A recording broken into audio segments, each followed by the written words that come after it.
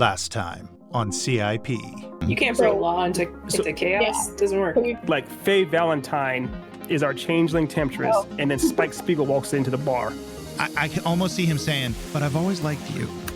They get like whatever you just said about women. I just rolled a 1. Tonight's guest is Scott Hamler of 4Z Marketing Solutions. As always. As always. I'm always rolling 1s. So. You are.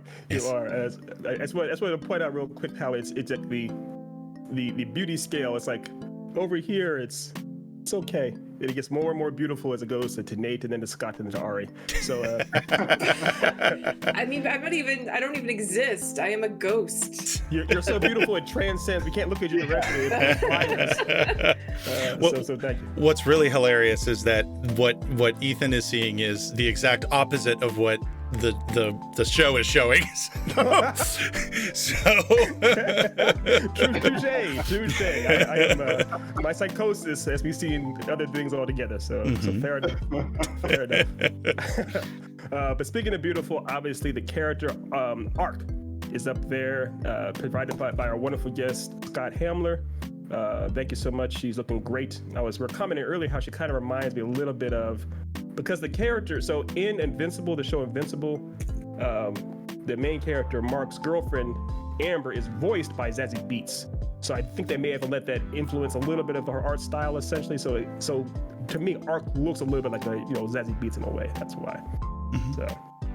So anyways, getting to casting. Fan casting already. All right, but when we last left off with Zazie Beetz, aka Arc, she had her Buster Sword, and she had formed a bit of an alliance of whatnot with the Killer, and they were more or less going to storm the gates, or they were going to try to figure out a way to get back. They I guess first had to find these drone parts that the Killer needed in order to make his super killer drones, and then they were going to go back and storm the castle and what have you, so she could get in there and get her revenge. So what should be the first thing? I guess if you're in the dystopian wastelands, you want to have full advantage of that. What should they come across, or who should they come across in the dystopian wasteland as they're trying to find these parts? We can do anything. It can be monsters, they can be other people wielding Buster Swords, it can be Mad Max himself. Yeah, I mean, I figure that a lot of people she comes across are more people similar to her situation. They live in this dystopian wasteland, and they're just people trying to survive, but they can be, adversaries. That's why she has to walk around with protection. So she's probably coming across other factions or groups of people that are trying to take advantage of the situation and survive in that world. I love it. I love that. Yeah, factions and alliances, like different kinds of basically gangs and whatnot. Yeah, we gotta have some of those in there. Yeah, definitely. We could even give her like somewhat of another. I think we talked about her briefly being able to maybe, like, she uses technology in wheel technology because her parents or mother worked in this massive, like, basically Apple type of facility store. So she basically may have tech that other people don't necessarily have access to, and may know how to use it better than they do. So it may seem like she's actually wielding magic against them, and that of course pisses people off. So we could have it that she is encountering what could be people that are much more really reliant on, or just a faction that they're really reliant on, like old school, the salt of the earth type of means. And it pisses them off to see her doing things that seem so counterintuitive to the way they live their life. And they might wield. I'm trying to think of some kind of weapons they might wield. They could probably have. We could actually give her a full blown. If you want to have a sword battle or some kind of a thing to actually show off her sword skills too. Well, she doesn't, because if that's the case, then she doesn't need to use her technology. She can just use the sword. Right. Yeah. She doesn't have to use. She can, but she doesn't have to use her technology or her quote unquote magic system. Yeah, I love that. Okay. One thing that maybe there's the amount of energy that her technology uses is finite, because it's not like energy in a wasteland is abundant, Right. So I'm kind of thinking of it as like, kind of a Cable situation where Yes. he doesn't always use his telekinesis. You can't use it that much, but but he loves the big weapons, Right. I love it. Because also you mentioned Cable. So one thing too is cool about Cable is Cable literally has to hold his body together with his telekinesis, which is awesome also. So it could be one of those things where it's a limit, it's finite. So it could be that, for example, she's able to almost on some level, just the Buster Sword she has, it's so big ass and heavy that she may even have to have something help her carry it, or it may be kind of magnetized to her hands for her to wield it. So even when she wields it on some level, it's like, I can only wield this thing for a little amount of time before I can't, it's too heavy for me on some level. What if she has cool metal arm attachments that help her lift the weight of the sword? So it's kind of like that's not like an actual Winter Soldier arm, but more like a sleeve type of a thing. Yeah. So she has that cool. Yeah, I've been thinking metal arm the whole time. If I haven't said yeah. Speak up. Rule number one is location. Rule number two is never hold back on a metal arm. That's and rule number one, rule number two go together. I thought it was a given. Yeah. Yeah. Oh, fair. That's what I mean. She could have an actual metal arm. It could, the sky's the limit. The sky's the limit. I did see, because one thing too is she survived a massive, basically a bombing of Hiroshima to her home and stuff. She could have sustained some massive injuries. It makes sense for her to have, like you said, metal, replacements. She could become part cyborg too. I'm not sure if that's canon with your character, Scott. Yeah, and I feel like I love that, and I love that idea, and I feel like there should be another character thrown in there. I don't know the rules if we can just throw in characters willy-nilly, but it'd be too hard to survive on your own in that type of world. So I feel like there should be this sort of this helper, tinkerer type character. Yes. Tinker. I was like, he said the exact words I wanted him to say, and he did. He did. Tinkerer, come on. Yes, there has to be a tinkerer. Guy, Yes, there has to be a tinkerer, because also that ties into the plot really well. If there is a tinkerer or a scavenger, someone who's gone around in this world picking up parts, she could be like, well, I actually know somebody that may be able to help us find these drone parts you're looking for. They call him we got to call this tinkerer Nate. They call him the Nate. I was thinking that this would be a female character. I mean, Nate could be Natalie. Nate could be a woman. Natalie, there we go. Call her Nat. Nat for Natalie. Nat, there we go. Nat for Natalie. Yeah. So Nat. So Natalie is her tinkerer essentially. And we can kind of save that as it's a bigger character they get to later on. But and also Natalie helped her develop helped Arc develop her technology, helped Arc build her body and her arms and whatever. That kind of stuff too. So I definitely see her having more of an actual prosthetic, full-blown metal arm as opposed to just a basic helper components, which is kind of cool. Yeah, she could also have even her other parts too, because there'd be other things on her body that are augmented because of the accidents that happened to her when she was a kid, injuries. So it's a lot of fun there. I mean, maybe the eye, just keep it consistent. Ooh. Yes, eye and arm. We'll do a Reese Borderlands situation. This is Borderlands. This literally is. I was gonna say this is giving me a lot of Borderlands vibes. That's why I'm thinking the weaponry and stuff like that is just Let's this. Do it. Yeah, like duct tape and grenades. I just that's what I love.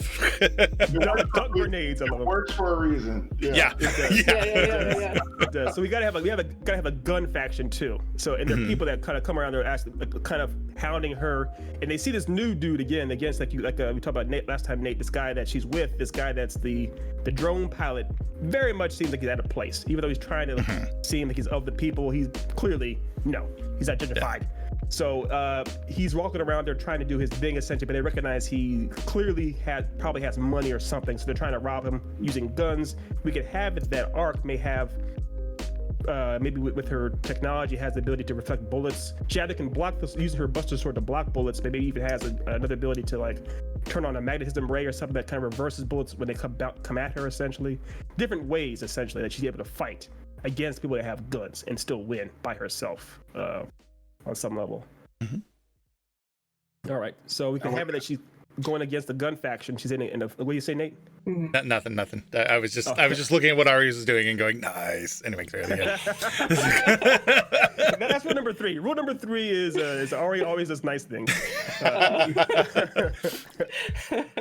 All right. So they're going against. They have to cross the I guess the primeval faction first. It's a faction that hates all technology, uses all very primitive weapons and sources, and they see her as essentially a modern day bruja, a witch that's able to use technology in a way they don't like or approve of. Once they get past that faction, they get to the gun faction. It's a faction of people running around using guns, trying to shoot off at her and the drone pilot. Once they get past that gun faction, we gotta have, this is for me and for my Mandalorian loving self, there's gotta be some kind of an animal or a creature that they have to teach. The two of them have to work together to kind of get around on some level. So what do you guys see? Yeah, what kind of creature you guys seeing? Like you're talking like a cute Baby Yoda situation. Like, Oh no! Grogu, Oh yeah. We have to have her kill Grogu. We had to kill Grogu and have the audience hate her forever and hate us forever. Wow. Have a slaughter Grogu with a giant Buster Sword in Jack's arm. Wow. Well, how about okay? So since this is like a Borderlands situation, how about we have like a mutant? Yes. Kind of thing. Yeah, there's gotta be some mutants. Yeah, it'd be a waste not to have like a mutant puppy. Yeah. Puppy. Yeah, it could be like a oh shit, I forget the name, but it's like the movie where it's like, oh, you're cute, and then it's revealed to not be cute at all. Yeah. In fact. Yeah. Yes. Oh, what is that? Oh, it's a trope. There's a few. Evolution had that movie Evolution with Orlando Jones and David Duchovny has something like that. There's this boss in Dark Souls. No, is it Dark Souls or Bloodborne? Where it's like, hang on, I'll look it up. But it's like you get to this part and there's just like this little crocodile head that's all cute that just rises above the water and you're like, oh, it's not so bad.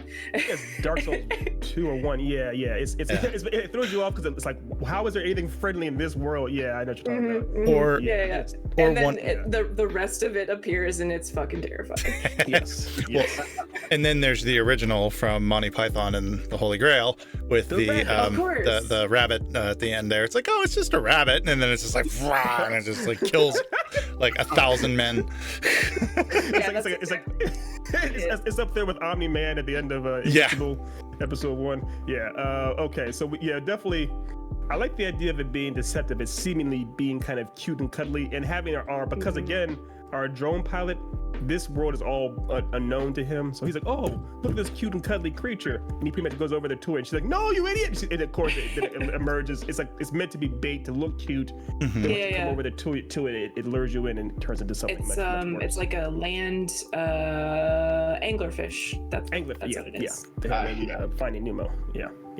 So we'll call it the land angler fish. But so yeah, the langler fish. A langler fish. We got there. It took us a while, but we got there. We're not leaving.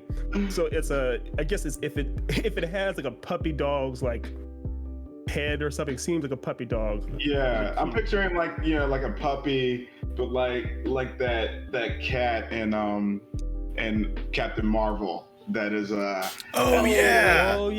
tentacles. Like it opens his mouth and it's like jaw opens completely. Florkin. And like the Florkin. The Florkin. The Florkin, yes. Yeah, it's like comic books too. Yeah. That's perfect. So our dumbass drone pilot walks over there like an idiot, with all kinds of little, with his hand open and a little treat for the cute little cuddly creature.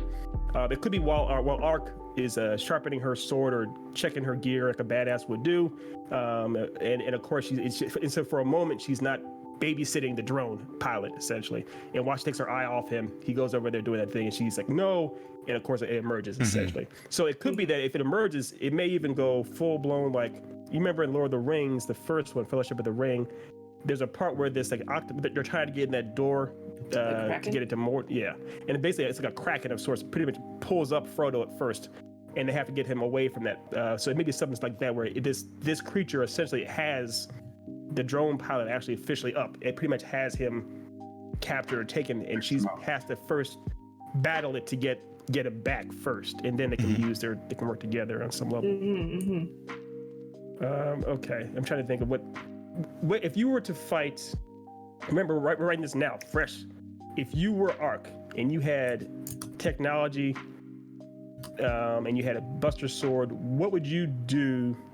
What would you use to try and combat a tentacle monster first? Oh, tentacles, you just go with the sword. Yeah. Yes, of course.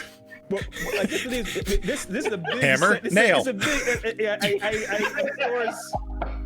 I set myself up. I set myself up for that one. But we can spice it up some too. It can have it that she can't. Maybe the sword gets kind of knocked out of her hand, so she can't use it right away. Or even make it be like a Hydra situation where like every time, like not necessarily that it like cut off one to come back, but maybe have it be like every time she cuts off one, another one just kind of pops up out of the whatever. Yes. Yeah, I love that. I have an idea. Okay, so the first she does the sword thing and that's not working, but then she's like, all right, well now I have to resort to my arms, and I'd love to have her like a Genos from One Punch Man thing, where she can just where she can like flame throw with her arms. Ooh. Sure. Because that would be one way to stop the heads or the tentacles from. Solder the necks. Yeah. Yes. Yeah. And we can actually set that up earlier where we see her actually working on all her gear and stuff, and she actually has like a little flame. It seems like a backpack or some kind, like a flame pack.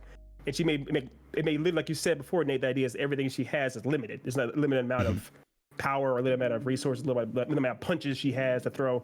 So yeah, we can do that. So it could be something where it's a system where she does use her sword to chop to hit one of the tentacles or what have you to free the drone pilot. Then the drone pilot from a distance is able to grab the sword or something to kind of help start hitting other parts. And while he's doing that, she's standing there right close enough to kind of mix around and do fire punches on any part that's open and cauterize it essentially. That's kind of how they tag team take down this. He can't grab her sword though. No, that's right. Yeah, so that's right. But you can grab something. I would love to have like a scene where he tries, or it's like like a millionaire situation. Yeah, exactly. Right. Yes. Yeah, or even if he tries to pick it up with one of his like, because the thing is, oh yeah, you're right. He can't reveal yet that he's a drone pilot, so he can't use the drones in a fight. That would show her who he is. So yeah, he's just using his own old school kind of technology too, or something. Well, maybe we also can do a thing where, because you're held up, 3 stories in the air by a tentacle. You're going to do a cost benefit analysis and go, yeah, if they find out I'm a drone, then I still might live. If I stay up here, I'm going to die. So, let me, so he goes to try to get the drone and it falls out of his hands. And then, and then he has to try to go find it. And then maybe there's a way he can use one of his drones to like low key do it, like have it like hover like below the trees or something and like pop it with a missile or something, something like that. No, I love also, that. this could be, that could just start the question of like, why do you have this? How do you know how to do this? Exactly what I was thinking. Yeah, because we have to get that ball rolling for her where she starts suspecting him in a different way too. Yeah, further suspects him, I guess. Perfect. Yeah, so I love what you said, Scott, that she definitely, or the drone pilot tries to, did he have a name? I can't remember what his name was, but he tries to pick up the Mjolnir Buster Sword, and he's like, holy shit, this thing is crazy heavy, and I don't work out at all. It's not gonna happen right away. We could just have it be like this lampshade moment where it's like, how, you can't do, this isn't, how do you do this? This is not possible. Right. And keep their camera there one shot for a while. Just have them freaking out on there for a long time. Long take. Yeah, I love that. And then so like you said, Nate, he does, as he pretty much like, I have no other choice. I got to at least try to do something. He kind of sneaks out one drone or whatnot, to kind of back her up. And it may be that it actually saves her life. He uses that drone that fires off a missile or something that's getting ready to try and hit her. And when that happens, it may be that when he uses the drone and it fires a missile, it hits a part and she sees that it cauterizes a wound essentially, and it's not going back. And she's like, "Oh, that's it. It's fire or something." And she pulls out her fire gauntlets, like Kratos, and starts going crazy. Pulls out the chains of chaos. Yeah, chains of chaos. Yeah, it starts going crazy on him.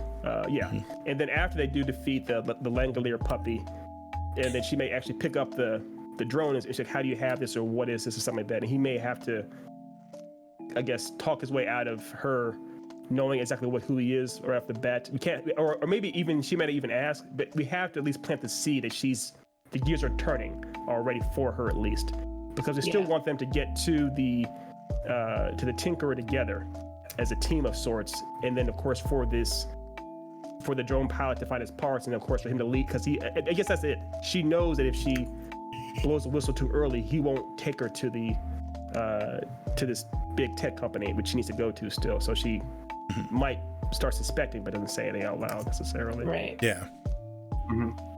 Okay. All right. So now we've had our big epic battle with the Langolier puppy. They do make it their way to the Tinkerer. Now, what is our Tinkerer, Natalie? What is she like? Is she basically just like Nate with less facial hair? I feel like she's older for sure.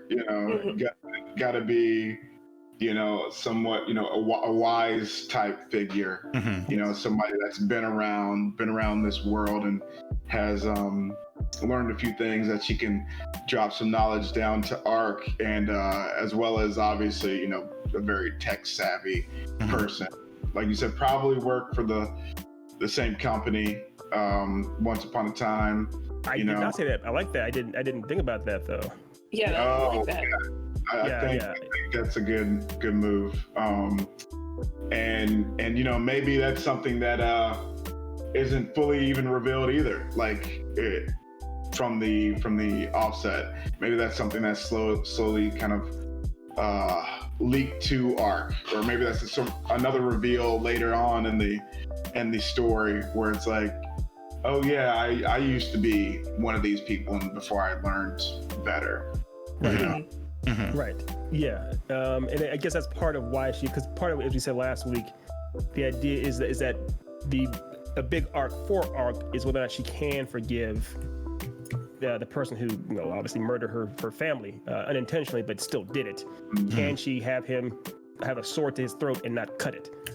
So it may be that she's able to, from having this friendship with the Tinker, who's become like essentially her guardian and mentor and everything else, and only friend really, she may be able to start seeing the humanity behind the drone pilot and even the humanity behind the company as a whole. So yeah, that's a good setup there, Scott. Yeah, I like that. Yeah, like kind of like an Uncle, like Iroh character from Yes! Ooh.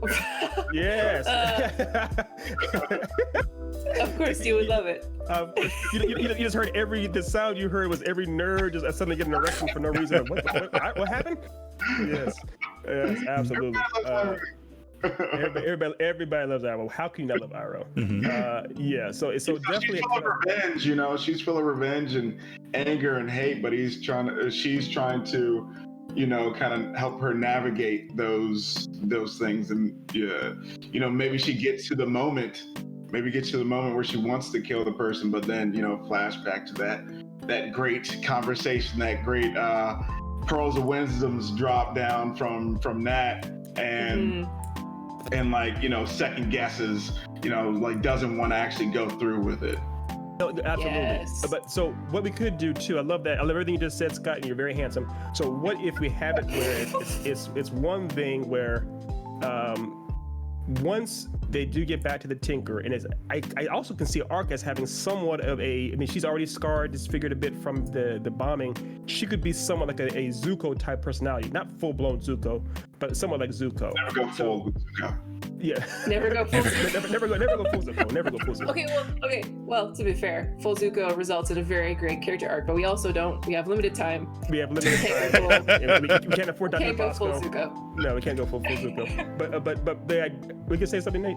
Well, I had a thought that so they get to the Tinkerer, and the Tinkerer spots the guy immediately, and she can tell right off. She's like, you're of that company. Like she can tell, and maybe even she knows him. Like maybe even she knows just because maybe she was like an upper level person, and so she is aware, and like maybe she worked in HR. I don't know. Yeah. But she had access to this person in some way, so she recognizes him, and she also knows that he is the one who destroyed Ark's town.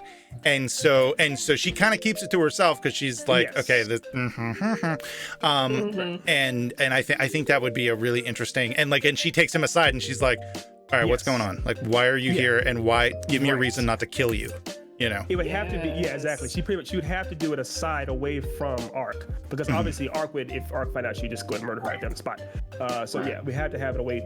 It'd be a chat between the two of them, and pretty much you could have it definitely, like you said, Nate. As soon as he walks in, maybe there's like a tattoo or something, a way that she recognizes that he is officially of the company, or maybe his haircut, whatever. I've got not necessarily in the way she can identify him, but I get a vision of like when they show up at her place and she's like, I'm kind of picturing her like. In my mind, I'm kind of picturing her as almost like a Melissa McCarthy type, but like older and matronly, but also techie, but also, and she sees him and she's like, oh, sweetie, it's good to see you. And she sees the other guy and she keeps her tone, she keeps her facade, and she goes, oh, honey, I need some help with some things out back. Can you go do that real quick? And me and him will get acquainted. What was your name again, sweetheart? And then she walks out and then she's continuing to do it. She goes, okay, give me one good reason why I shouldn't blow your head off right now, kind of thing. Even before that, it'd be funny if she says something kind of like a little test that he fails. If she's like, so how is something such? She refers to something that at the company that only someone that works there would know, and she does it so sweetly and so offhandedly that he lowers his guard and admits it. He gets, how is Brian's shoes? Oh, Brian doesn't work there anymore. Brian, something like that. He's like, what? It kind of something that's simple.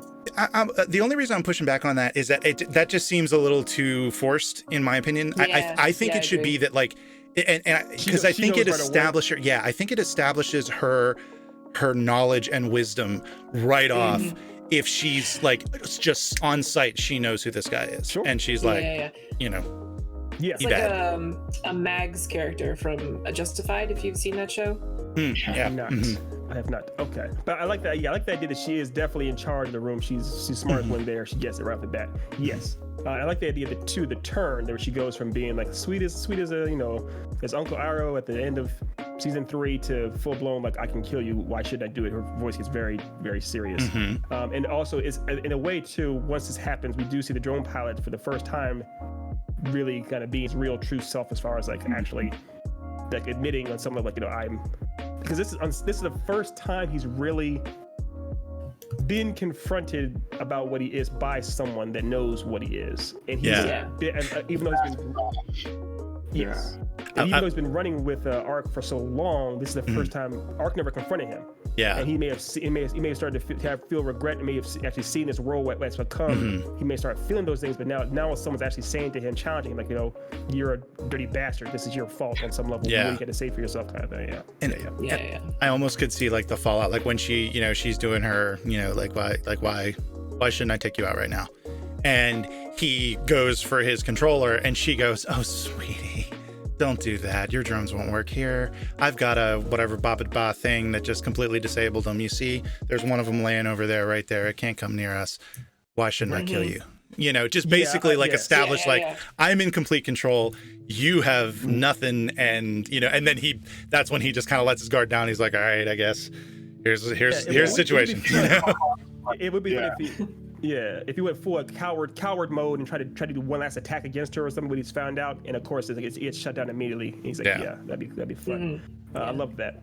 I love that idea. So now, I guess to answer your question though, what could he possibly say or do to convince her not to kill him, and more importantly, to help him? Because remember, he came there looking for parts that she most likely will. I mean, we're going to have it that she actually does have these parts he's looking for. What could he say or do to convince her not to, rat him out? He could say that he's trying to take down the company, and then she's like, okay, game on. Like if you're serious about that, I want to help you do that. So I'm not going to take you out. But I'm going to be watching you to make sure you're not bullshitting me. Yeah. Right. Yes. Yeah. Also, I mean, he arrived with Ark, right? And that itself in it itself is kind of like, okay, so I could have killed this girl, but I didn't because I'm growing a heart and learning how humanity works. So that's what I was going to say. I was going to say that I think it would be interesting if he basically he hits her with like on a 1-2 thing where he's basically like, look, and maybe this can be the point in the story where he kind of fully accepts to himself that he is separating himself from the company. He has now switched sides officially, and he's like, yes, I want to take this company down. This is because I've seen what the company's been responsible for and what I'm responsible for, and I want to fix it. And then also he kind of throws in, and I've been hanging out with Ark for a while, and she's safe, and I've actually saved her ass a couple of times, and she saved mine. So I push back against that a little bit, only because I want to save that idea, that revelation, for the end. So he does start feeling that way. That is in there, but it's not quite there just yet. He doesn't know if he's reached that point already. It's a little too quick. Maybe it could be that he's revealing it to save his ass. Like he's saying he may be kind of like saying these things, like trying to cover himself, but it's like she could say bullshit, and it could be like he's like, well, what do you want me to say? I don't. And he could say, and then that's where he jumps on the Ark bit. Like yes, where? Say, well, yes, exactly. Because pretty much that's what obviously Mama Aro cares the most about. She's like, look, I don't give a damn about anything else out here, but she is family to me. Why should I trust you around her? And he's pretty much like, she saved my, like you said, she saved my life more times I can count. I couldn't even make it. He wouldn't be here without her. She's the last person I betray. And pretty much Mama R's like, oh, okay, you have, whether you have feelings for her or whether you just care about her as a friend, whatever it is, it becomes clear that she wouldn't betray, the drone pilot wouldn't betray Ark, and that's enough for her to say, okay. Yeah, I think. What are your intentions with Ark? Yeah. Right. Yes. Yeah. I think maybe instead of it being like what I'd said originally, which was like, this is him fully going, yes, I will go against the company. Maybe it's the first step in the idea where he says it to save his ass, but then he also kind of goes, wait, did I kind of mean that? Maybe? Yeah. I don't know. I still don't know yet. You know? I like that. Yeah. It's not. Yeah, exactly. Because that's like a fake it till you make it. Yeah. Yeah. Exactly. Okay. So, and then obviously as Ark comes back down from downstairs or from the bathroom, wherever she was, she pretty much, the Mama Aro puts on the kind of, oh, okay, how are you? Kind of puts back on the idea they weren't fighting, makes it clear, doesn't ever tip her hand essentially to that. But there could be a scene too where we do have Mama Aro talking to Ark a little bit about asking her essentially what is she planning on doing, because we haven't, at this point, we don't necessarily know what Ark's heart is when she goes into the building. Will she have the heart to be a stone cold killer and just kill everyone she sees? Will she be able to have some restraint? What does she actually want? What is the full extent of her revenge? So it maybe have a little conversation where she's asking her, like, what do you want? And she may kind of tip her, she may kind of hint at the idea of, what would you do now if you actually met someone that was involved in this? Would you just cut their head off? What would you kind of essentially that then kind of figure out, trying to feel her out for that? Ooh. I think that would be cool. Like maybe if they're having like a meal or something, and like it's the classic, like, you know, it's the classic scene of like the college kid coming home and it's like, are you still doing that artist thing? You know, like, but instead of artist, it's revenge and destroying a company. It's bloody murders. Yeah. Yeah. And she's like, yes, I need to take him down. And as Nat is sitting down, she says, well, what would you do if one of those killers was sitting right here? And she looks right at the other guy. Right. And he just like, and she goes, he freezes. Yeah. And she's like, I'd cleave him in half. And he's like, right. Yeah. Yes. I need to go to the bathroom. Exactly. But she makes it. What if you do when I'm sitting right here and she's already holding her dinner knife, her steak knife for dinner? She just stabs the table or something. Yeah. Makes it clear, because she is part Zuko. She's part Zuko. So yeah, it's I love that. I love that scenario where she is kind of, and of course that makes our boy, the drone pilot, freeze up that much more. He's like, never mind, I refuse to reveal it till the very. I want to reveal that. Just kidding. Yeah. Right on. Okay, cool. Yeah, I just like the idea of this character, of this Tinkerer character, just even though she's willing to let this guy hang on, she just constantly fucks with him. She's just constantly like you know, like this is your payment. Right. You know? Right. And you mentioned one thing earlier too. I'm not sure if it was Nate or Scott, but the idea that I think it was Scott, that she was also of this, you know, Apple company run by Oscar Isaac. So it's kind of like he may call her out on it too. If she obviously recognizes him, that means she was of that company.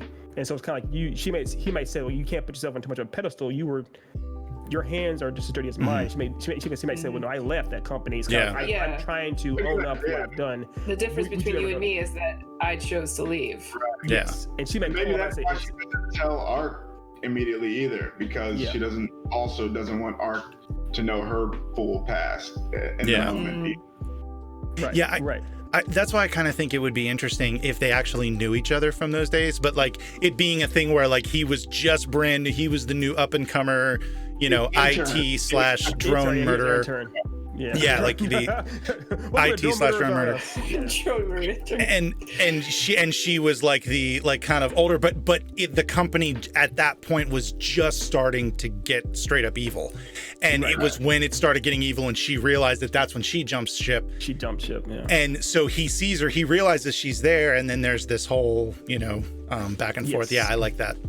Yeah, and I think that also it does set up the idea, it plants the idea where she can say to him, like, you know, what would you do? Will you ever own up to what you've done? I'm not going to tell her what you've done, but it is your choice, essentially, kind of setting it up that he could do that later on. But, okay, cool. So now we're moving in pretty much into Act 3, because now is when they've had their dinner, they've used their steak knives and whatnot. Ark's gotten all her gear, and she's gotten, I mean, this is pretty much the real storming of the castle together. They basically know they have to do this. And Mama Iro has provided the drone pilot with some tech or gear as well, so he can do his thing. Now the actual storming of the castle, do we want this to be because the thing is he does work there. Do we want it to be where does it need to be a clandestine kind of a spy op? Could it be? I want so badly for a heist thing, which is not really a heist, but like I want that whole vibe. Yeah. Yeah, I do too. Well, I had mentioned last week about how like part of the reason why he's willing to do this is because like this company is a type of company where like you mess up once, like the way you're fired is you're killed. And because of him trying to get these drones and it taking him so long, it basically has put him on the termination list, the real termination list.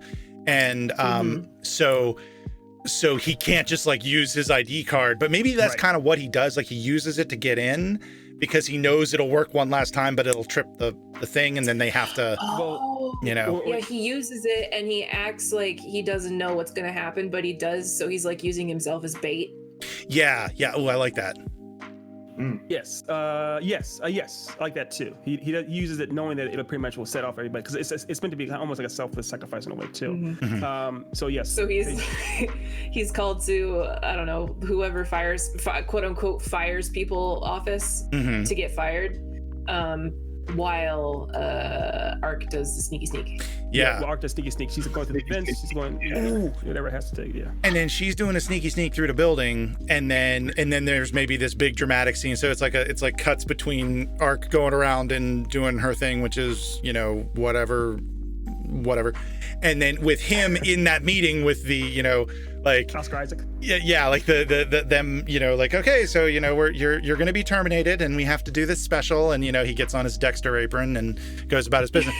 and he's about to kill him, and then right as he's about to kill him, one of the drones just blasts the room, and because he had one of the drones floating outside the building, and he blasts the room, and then that's a trigger for the end game of the heist.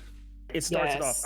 I love a lot of that. There's one small slight nuance you have to consider. We're keeping the Dexter apron. I'm sorry. No, we've never given a Dexter apron ever. We've got to put plastic sheets down. But the idea too is that if there was a timetable, essentially he had to get back, because the whole point is he left to get these parts to do this job. He wouldn't have come back to get killed. He came back believing he could at least still do this job. So on his mind, it may have been that he already decided, I am deliberately want to get caught And when Oscar Isaac says, "Hey man, so can you do the job?" and that's pretty much we could have it where our drone pilot then tells him off, essentially says, "You do all this type of stuff. You made me a mass murderer." He pretty much he confronts him. He talks it down to this guy, and that's essentially when Ark finds out exactly who he is. Yeah.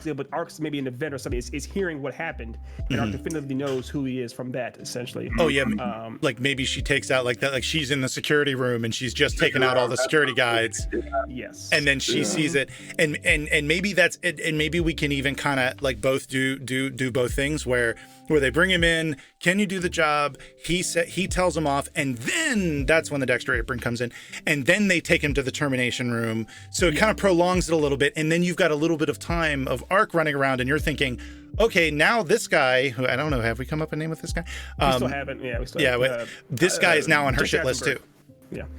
Yeah, the intern. And that's the idea. That's the idea too. Is that once she's in, because we see her is we see Ark observing this from the security monitors, watching him confess all these things, and she figures out exactly who he is, what he's done, and we don't know what she intends to do. But because she pretty much sees this happening, we do see her going through all the scaffolding and everything else, trying to get to the room, trying to get there, and it may be that because Oscar Isaac is going with the drone pilot to kill him in this Dexter room, essentially, she is pursuing. She's kidnapped all the security to get to this room. We don't know if her intentions are to get down there to kill both of them or just to try and protect them, or what it is. And like you said before, Nate, once they're down there in the Dexter room, he's pretty much like, "Oh, by the way, those weren't all the drones that I had." And that's because the ambush where the other drone comes in there, and then Ark busts in there using her technology, her Jax arms, what have you. And the two of them do manage to take down all the security, all the people around them, and it's left just with Oscar Isaac. And Oscar Isaac saying pretty much, "You can't kill me. I'm bigger than God." And she, of course, kills him, or whatever that plays out. But the real big deal confrontation finally is after everyone else is gone, and it's just Ark and the drone pilot. The drone pilot's pretty much just sitting there like, "I'm sorry." He doesn't try to make any excuses. Doesn't try to beg for his life. He's just like, I'm sorry. It's me." And it's clear he knows that she knows, and they both know they know each other, and that's the moment. So Scott, what do you want? Do you want her to forgive him, or even if she doesn't forgive him, do you want her to let him live? How do you see this playing out? Well, yeah. I mean, she can't kill the guy. I think he doesn't beg, he doesn't plead his case, but she is kind of replaying everything in her mind, the conversations with and the interactions with Guy, with him, as well as Auntie Iro as well, and in that moment she's like, I'm not going to take it to this level, and so she stops at the the last point, busts her swords at the neck or whatever, but then just like stops it. Yeah, because while he was getting to know her as a person, she was getting to know him as a person. Yes. And can we have it? Because I don't know about y'all, but I've been envisioning that the controller for his drones was the Nintendo Power Glove, and I have it that in my mind I have it that when they've essentially won and they're standing there among the bodies, and he just turns and the first thing he does before he says anything is he takes the glove off and lets it drop as kind of like I'm not going, like I'm unarmed. Fight you. I'm not going to fight you. Literally, I love that. Yeah. I'm literally unhanded. Yeah, I'm unhanded. Yeah, I love that. That's a great thing. And it has to definitely be, he's pretty much, I do want the idea of him being almost on his knees in front of her and her like standing over him with the sword, and she's covered in blood and she's like breathing heavy. And like you said, Scott, she's having memories of watching her family get killed and blown up and blown to pieces, killed, and she has memories of Uncle Iro, Mama Iro talking to her. She has memories of her and the drone pilot outside, laughing about certain things they were fighting against, the angling fish dog. All these memories are flashing through her mind, and so it's not a quick or easy thing for her to decide. And so she does just like he did. She pretty much just puts her sword down, essentially. Yeah, I like that. Yeah, awesome. I love it too. It's great. But the Oscar Isaac character does die. Oh, he has to. he very much dies. There's no question.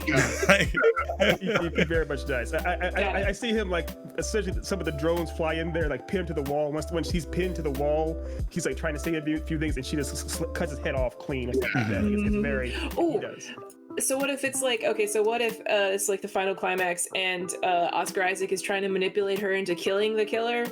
And so they're all in the same room, and like he's pinned to the wall with drones, and she's standing over the killer with her sword to his neck, and like Oscar Isaac just keeps talking, and it's like sounds all very attractive, and it's all his fault really, and blah blah blah, and then she turns it on him and like swings around and chops his head off or something. Right, she raises the sword and cuts his head off. And then she says, he just wouldn't shut up. And then the drone killer guy goes, I know. Monthly meetings sucked with that guy. I mean, we don't have to do that. Yeah. We can workshop it. You have to. It's we'll fix it in post. We'll fix it all in post. But yeah, I love that idea. I love her actually literally having the sword rear behind her, and then she swings and it's the other guy. Perfect. Yeah, it's great. Awesome. So real quick, there's two slight pieces of dessert. First and foremost, Scott, as the official showrunner, did you have an official title that you wanted to go with this piece? Oh, for the overall title. What do we played around with something, right? Wasn't it like Revenge is Fun or something? Yeah, like Revenge that? is Fun was the one. Fun originally. Yeah. Yeah, I'm liking that, but I'm open to any other thoughts. Okay, I mean, you can leave that. I like that because one thing I was thinking, and I realize this is cliche and cheesy, but I think one of the things that could be from the Mama Iroh character is having her constantly say, like, one of her like things is revenge is destruction. Revenge is destruction. And that's one of the things she, that Ark hears as she's about to, take out the killer is revenge is destruction. And then she also sees all the bodies around her and everything, and she's like, ew. Yes, because maybe she's up for so long that it'll be fun. She may have thought this would be fun, or every time she kills somebody in the wastelands, the borderlands, she's like, I'm enjoying this or whatnot. Or she may have even asked her, are you enjoying this? She's like, of course I am. Why wouldn't I? She's in denial of it, but yeah. I like that. Yeah. I like maybe that. when she smiles after a few of the kills, just kind of like a smirk, Yeah. Like, but then the smile fades. It's what she wants to believe. She wants to believe. Right. It's the lie. It's the lie she chooses to believe. It's not. It's my Iroh told her. Again, it's very Zuko and Iroh, where the Zuko believe a lot of lies too, and then finally, I know. I already cried. He's just such a good character. And Scott pours one out for Dante Bosco. But here's the favorite part of my week is being able to see what Ari has drawn and actually describe it for all those who are listening. So let me bring it up here right quick. Oh, look at her. Sweet beauty. I love it. Okay. So, as I described earlier, she does look essentially like a early 20-ish Zazie Beetz. She has an amazing puffed haircut. I love her Buster sword. Her jacket. I love is it like a Matrix-esque type of jacket, Ari? I guess. I mean, it wasn't really. I was just kind of like, oh, this is cool, but it's like the top half, so I have absolutely not considered what it looks like on the bottom half, or really anything else about it. So I love it. You can have a cool duster, and like kind of a dystopian world. And you can hide your stuff in it, your gadgets and whatnot. They don't know what's happening under there. Right. No, I love that. I don't know what's happening. I don't know what's happening under there. I love that. I don't know the style down below, but I can tell you I want one, but I don't think it'll fit me. No, you get it custom. I'll get it custom. Taylor. You can't be a badass with the store-bought things, please. They have great tailors in dystopian universes. Like, you'd be surprised, right? Yeah, you'd be surprised. Yeah, that's the first thing they get. It's a tailors then water. So, yes, tailors then water. First, look cool. Second, survive. Yes. So if you have to die, at least die looking good. This is the and way. also I love another title. Die looking cool. Yeah, so I'm gonna put that right now. So the caption. It's like the 5th sequel to Die Hard. Which should have been. All right, so Revenge is fun, die looking good. Die looking good. Oh, that's amazing. I love the cyborg eye. That's weird. Yeah. That cyborg eye. Oh, thank you. That was the thing that when I was like, oh, and you were like, hey, Nathan, you got something to say? And I was like, no, I just saw the eye and was like, that's amazing. Anyway. Yeah. No, I love it. I love that eye. Yeah. Cyborg eyes are the coolest. Mm-hmm. They are. Everybody should have one. Yes. Yeah. I concur. All right. So this is. Oh, good. No. Okay. I was just going to ask if anybody had anything to plug, talk about anything before we wrap this puppy up. Nope.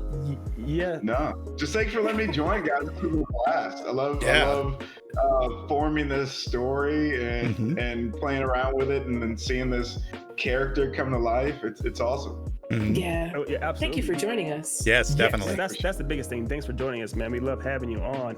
It was a pleasure. My pleasure. This is a long time in the works, but it was definitely worth it. Definitely worth it. And as Ari knows, this character is obviously inspired by Scott's very own. So we will do our best to make sure she sees this. We'll try to keep her away from swords, but She's already got one. she already has one. Oh, she already has one? All right. Too late. Teach them young. Learn them young, you know? Yeah, seriously. Yeah. Fair. Hey, fencing's a good sport. Year's gone. You got to prepare these kids. You gotta prepare them, keep them to defend themselves against drones. Oh, awesome. Real quick announcement this weekend, if you are in the California area, Los Angeles area, I have a signing at Carson at Black Star Collectibles. Black Star Collectibles, a black run and owned comic book shop. Come on out there. You can you can meet me and one of our guests that's been on this show before, Eric Prochnow, will be out there with me too. Nice. And so yeah, you can have me put my money where my mouth is and see if I can actually can tell a story in a written form. Yes, I have. Well, I can prove that he has. I have a bunch of his books right here. So be sure to go on to echelongraphicnovels.com or the CiPnetwork.com and buy these. So sorry, I hijacked. And then also go to the Carson. Was it you said Carson City Black Star Comics? You said. Yes, Carson City. It's in Carson. Black Star Collectibles. Awesome. It's a comic book shop, massive comic book shop. Yeah. Awesome. All right. I'm flying over there this weekend. Flying over there. Yeah. Again, Scott was the original voice of Ash, so I gotta get a tape recorder of him. Put the tape recorder of his voice playing over and over again to see in there. I will be hitchhiking. So it's cross country. It's a bit of a long way. Anyway, well, thank you so much, Scott, again for joining us. It was a blast. We had a great time. And thank you all for watching us here live. And be sure to check us out on YouTube. It's the CIP Network on YouTube.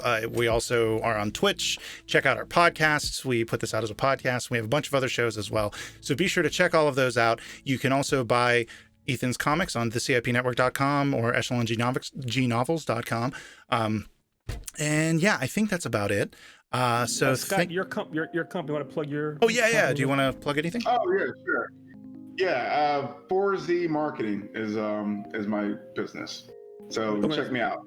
You want to spell it real quick? FOREZEE Marketing. Nice. And Facebook, Instagram, all that stuff. Yes. Cool. If you are in the 21st century, he's the man to help you seem like you are. Good man. Awesome.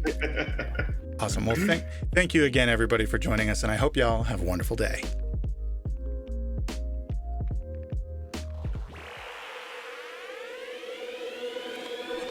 At Geek Insider, we foster relationships with those in the geek sphere so we can give our audience the insider view of entertainment, tech, and more.